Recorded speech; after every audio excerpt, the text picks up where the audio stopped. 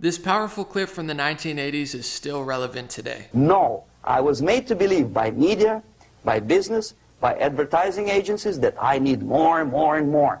Have you ever heard any advertising on TV to consume less? No. No way. Whether you need a six-cylinder car or not, you have to buy it. And hurry up. When I was driving here, on the local radio station, an excited announcer said, "You hurry up, rush and save, save, save. There is a pantyhose sale." Save by buying more. See? Of course. It would be too naive to expect that KGB makes that advertising agency to do such a crazy commercial. No, of course not.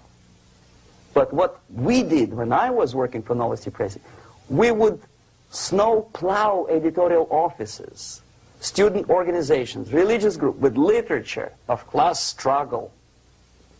If not directly Marxism, Leninism propaganda, then a propaganda of legitimate aspirations of working class, betterment of life, equality. Equality, mind you. President Kennedy once said, we will make America to believe that people are born equal. Are people born equal? Is there any mentioning in the Bible or any other holy scripture in any religion, if you don't believe me, go to the library and check it. There is not a single word about equality. Just the opposite. By your deeds, God will judge you. What you do is important. The merit of your personality. You cannot legislate equality. If you want to be equal, you have to be equal. You have to deserve it. And yet we build our society on the principle of equality. We say people are equal. We know it is false. It's a lie. Some people are tall and stupid. Others are short, bold, and clever.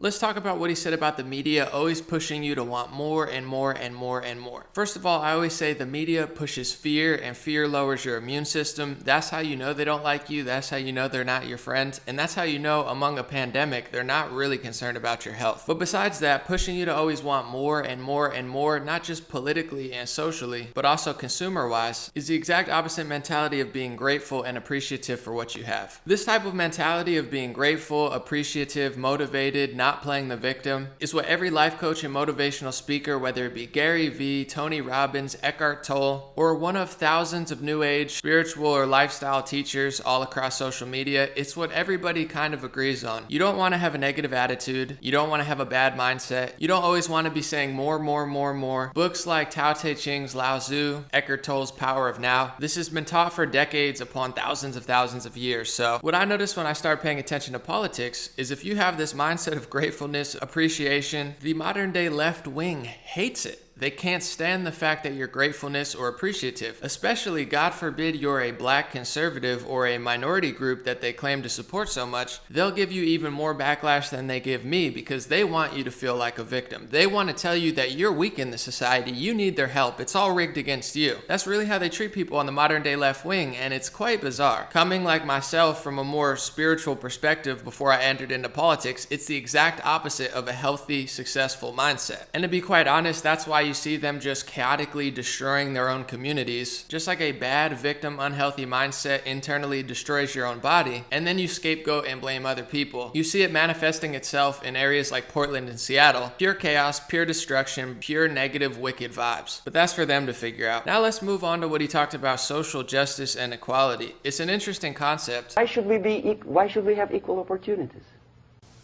Why? The equal opportunity to excel. Equal opportunity in equal circumstances, yes, but you know people are different. To excel, yes, provided we reach the same level of excellency, perfection, which is hypothetical, distant future. Yes, maybe. But we know perfectly well that even with the best intentions, people could not be equal. Why should we have equality in the, say, legal system? myself, I'm considering myself a law-abiding citizen, and a person who comes here to rob and shoot, say the United States administration under Carter imported thousands of Cuban criminals. They were non-criminals, yet they were accepted. Do you think it's fair if myself and my wife from Philippines, who work like a, excuse me, horse as a lab technician in the hospital, should have the same rights as a criminal from Cuba? Why? And yet we repeat as parrots, equality, equality, equality. And the Soviet propaganda system helps us to believe that equality is something which is desirable. Democracy, as it was established by fathers of this country, of this system in the last century, is not equality. It's the system where different people, unequal people, have a chance to survive and help each other in constant competition, in constant perfection, not in equality, which is superimposed from a godfather or a nice person in Washington, D.C. And the absolute equality exists in Soviet Union, quote-unquote equality. Everybody is equal in dirt, except some people are more equal than the others in Politburo.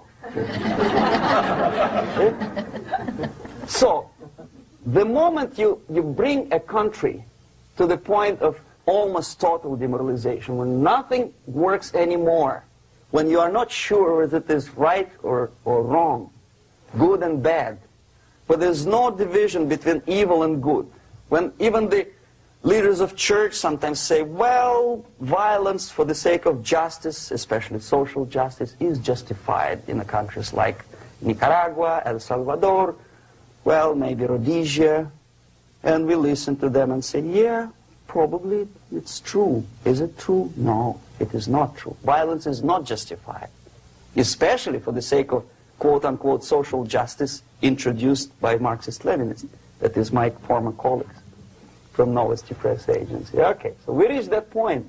The next step is destabilization.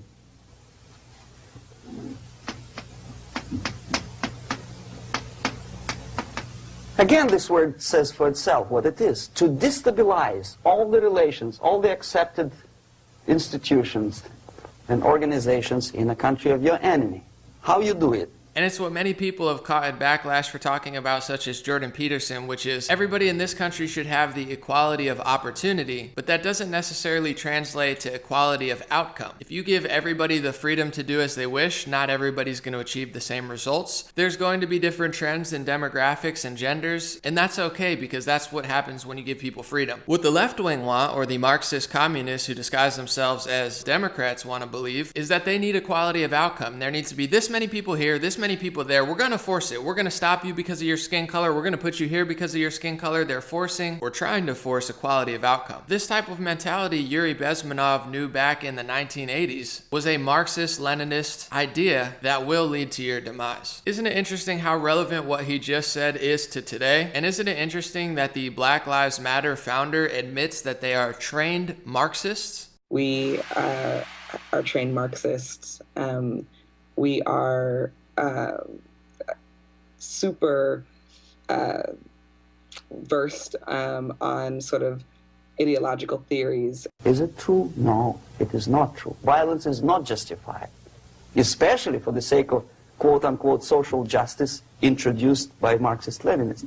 That is my former colleagues. If you didn't know, Marxist comes from the name Karl Marx, who was the father of communism. So when they tell you that they're not communists or they don't believe in communism, they're almost definitely lying. That's what their ideology is. That's what their agenda is. If you look at their website, their entire political policy is that. You have even teachers' unions demanding socialist communist ideology to open up schools. Is this about health? Is this about science? Or is this about your political communist ways? It's pretty obvious, but we can pretend like it's not. But back to this idea of equality. I'm pretty good at basketball. basketball, but I'm not equal to Michael Jordan. I'm not equal to LeBron James. There is no equality. I could work hard. I could maybe make it to the league, but overall, we're never going to be equal. The only way that we could be equal, if you have a room of 100 people that want to be equal at basketball, is you have to lower the top person to the common denominator, which is the bottom person, because the bottom person can never be that good, but you can hurt that person and drag them down to the level that the bottom is on. And this is a simple concept most people don't understand. I've seen this meme a lot, which is really like a socialist communist meme where they're just saying,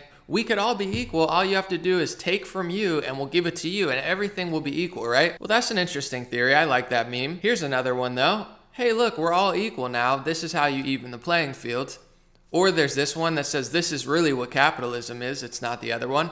And don't get me wrong, I don't think we have a real capitalist system. I think we're leaning on socialism, communism now. You have the government shutting down business as Amazon's allowed to swallow everything up because you're not even allowed to compete with them anymore because of the COVID shutdown, but that's a different story. The point I'm getting to is these ideas of socialism, communism, and social justice and equality can work if you're honest about what's going on. In cities like New York, Los Angeles, Portland, and Seattle, what they're doing is bending over to the criminal, the robber, the murderer, bending society over backwards for them. What they're doing is showing weakness. They're not taking care of homelessness. They're allowing it. They're subsidizing it. They're penalizing you if you talk about it. They're allowing their own citizens to destroy their community. In some cases, they make it easier to rob, easier to commit domestic terrorism, and then they turn around and lash out at you if you don't agree with their left-wing ways. So I hope people are starting to understand how they talk a big game, but in reality, it doesn't translate to success, prosperity, or equality among groups. It leads to chaos, insanity, and them not even allowing equality of opportunity by purposely targeting certain races, which they're doing on the left now and at major corporations, taking away your job or opportunity because of your skin color, and not understanding that weakness and foolishness and dishonesty and ignorance doesn't lead to prosperity and utopia. It leads to chaos and demise. Let me know your thoughts, but I can almost guarantee you none of these cities are going to get better until they get conservative leadership or a Democrat or a liberal who finally stops lying and being weak and bending over backwards for people who destroy the community. Somebody who's willing to actually take care of homelessness and look at it accurately to solve it and improve it, as opposed to ignore it, subsidize it, and just watch it spiral out of control. Meanwhile, millions of people are moving to conservative areas, whether it be conservative cities or conservative states. These areas are not going to get better. And whether people want to admit it or not, a lot of it stems from the ungrateful, wicked, negative mind that has become modern day liberalism or socialism, communism. No gratefulness, no appreciation, no love for their country, no love for themselves or their community. All bad vibes, all bad manifestations, all backwards ways of thinking, and try to hate on people with a healthy, optimistic, motivational mind. It's that combined with their false ideas of equality and social justice are really just socialist, communist, Marxist ideas that have historically worked 0% of the time. And if you need to understand how they don't work in real time, just keep your eyes on Portland or Seattle or any major Democrat-run area that's going to cave to these people and this ideology without enforcing the law and looking out for taxpayers, families, and people who work. Thanks for watching. Let me know your thoughts in the comment section. Have a beautiful day. Check out my Patreon if you like. I answer all messages there, but if not, have a beautiful day. I'll be back.